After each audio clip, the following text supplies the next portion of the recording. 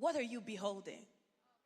You see, where you've put your attention determines if you see life through a lens that is always negative, or you can see the positive out of circumstances. From the ancient wells of faith flows living water for every generation. Welcome to Ancient Wells Network. The very first things that we see as a result of when the enemy, crept in to pervert humanity is that they were ashamed and they were afraid. And whenever we feel fear and shame, we've lost sight of the truth of who we really are, and that becomes our covering. And so there's a reason why even when the whole time Adam and Eve would have fellowship with the Lord, but the moment they sinned, the Lord was still going towards them, meaning he was always willing to receive them. But fear and shame became the covering rather than the glory of God. They were always naked, but when the glory of God is your covering, you don't see that, you see him. But when the glory lifts, all you see is shame. The very things that when we look at the Lord, that we are rejoicing, but when our eyes turn away from him, all we see is our mistakes. All we see is our past. All we see is our flaws, and we don't know how to behold him. Adam and Eve were ashamed of showing their faces to the Lord. And in their own, understanding, they said, oh, we are naked. But it's because rather than beholding him, they were beholding themselves.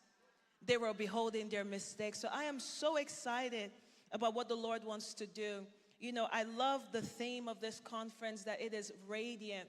And even the scripture, let's just go to that Psalms 34 verse 5.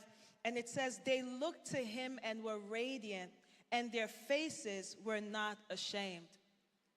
It's beautiful to even know where this verse came from. David, King David, before he was king, but anointed by the Lord to be king. The very man who the Lord would say, he is one who is loyal after me.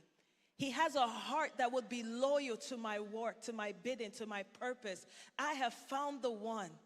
Can you imagine when God looks at you and says, well, I found a daughter whose heart is loyal towards me. And you're anointed. It sounds so amazing and glorious. But then the anointing attracts many things. Because the anointing is not just an announcing of who you are in the sight of God. It also announces the threat you are to the kingdom of darkness. And when darkness knows the threats that have been born, the threats that are walking the earth, they want to discredit you before you ever fully embrace what God said about you. And so David finds himself in a place where he is just loyal. Even to the King Saul, the present king who was already dethroned by God, but still active in the sight of men. He was still loyal to him. He still loved him. But then all of a sudden, David was on the run. King Saul wanted to kill him. And he was so, I want you to just take a moment and picture this. This is a man who was anointed by God, favored by God. He defeated Goliath with a stone. He learns combat. He's winning, battles, and there's just so much favor attached to him. And then everything flips. Now the king wants him dead. He's running for his life. And in a moment of desperation, David goes to a certain king, Achish, who was the king over a region called Gath. Goliath was from Gath. This is how desperate David gets, because he knows that Saul is not going to go into enemy territory to look for him. So he goes over there, maybe thinking they're not going to recognize him. But once he gets there, the Philistines recognize him. And they said, isn't this David? Isn't this the one they sang about? Oh, Saul killed his 1,000 and David killed 10,000. And the moment David realizes they know who he is terrified. He is crippled with fear. And do you know how we know this? Because the scripture says he starts acting like a madman. He starts scratching the walls. He allows saliva to run over his face and his beard. And so the king is looking at him like, why would you bring a madman to me? And then he, literally releases David to go away. Now, David comes out of that because he's thinking that the moment they recognize him, they will kill him because he killed their giant. He comes out of that and he writes Psalms 34. And can you imagine that the very person whose face should have carried shame because he's letting saliva drool on himself, he's acting like a lunatic. But he says, and their faces were not ashamed. He says, those who looked to him were radiant. What was David teaching us in this moment? David is still on the run when he wrote this psalm. But David's eyes were not on his circumstances. David's eyes was not on what should bring shame. David's eyes were on the Lord. He could see that in the middle of the wilderness, in the middle of the battle, his identity was secured because of who he looked at. Oftentimes, the reason that it's so challenging for us to believe the Lord when he gives us a word about ourselves, you're beholding your past. You're beholding the moments that brought shame into your life. You're beholding the people that hurt you, the people that you should have been safe with.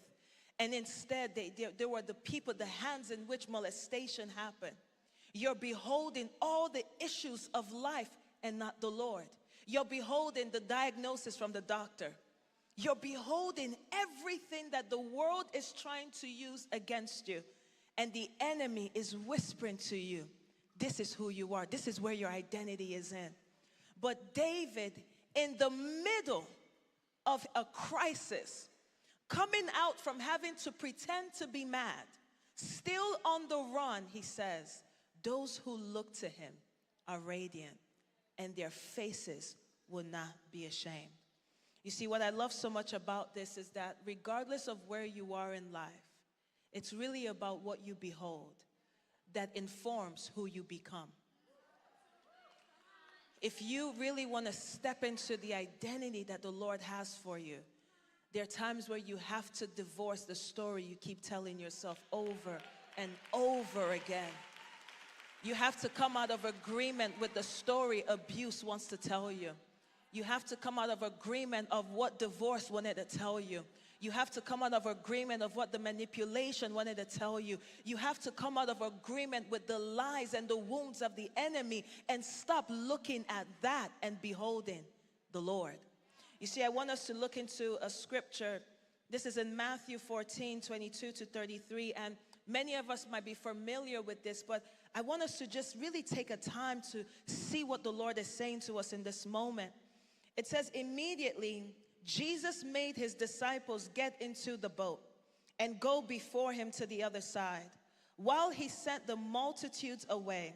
And when he had sent the multitudes away, he went up to the mountain by himself to pray. And when evening came, he was there alone. But the boat was now in the middle of the sea, tossed by the waves, for the wind was contrary. In the fourth watch of the night, Jesus went to them walking on the sea, and when the disciples saw him walking, look at this, they were troubled, saying, "It is a ghost," and they cried out in fear. But immediately, Jesus spoke to them, saying, "Be of good cheer, it is I, do not be afraid." And Peter answered him and said, "Lord, if it is you, command me to come to you on the water." And he said, "Come." And Peter had come down out of the boat. He walked on the water to go to Jesus. We're going to come back to that, but I want you to just bookmark this in your heart. Peter did not even walk on the water to test if he could. The purpose of him walking on water was to go to Jesus. It wasn't about the water. It was about the person. And then it continues and it says, but when he saw that the wind was boisterous, so he shifts his gaze from Jesus to the wind. He was afraid, and beginning to sink, he cried out, saying, "Lord, save me." And immediately Jesus stretched out his hand and caught him and said to him, "O you of little faith, why did you doubt?" And when they got into the boat, the wind ceased. And those who were in the boat, here's another thing, we're going to come back to all of this, came and worshiped him, saying, "Truly, you are the Son of God." Now, there are very key things in this. In the Gospel of Mark, Mark tells this story, but Mark does not talk about Peter walking on water. If you read the same account in Mark, he's telling about how Jesus was walking on the water. He says all the disciples were afraid, right? And Jesus comes into the boat with them. He never talks about Peter. And I began to wonder, why didn't Mark talk about Peter? That's a big thing, that a disciple is walking on water. And something the Holy Spirit just put on my heart, and could it be that Mark was so focused on Peter's failure that Peter also, he ended up drowning. And so he categorized Peter as the rest of the disciples who were afraid. What are you beholding? You see, where you've put your attention determines if you see life through a lens that is always negative, or you can see the positive out of circumstances.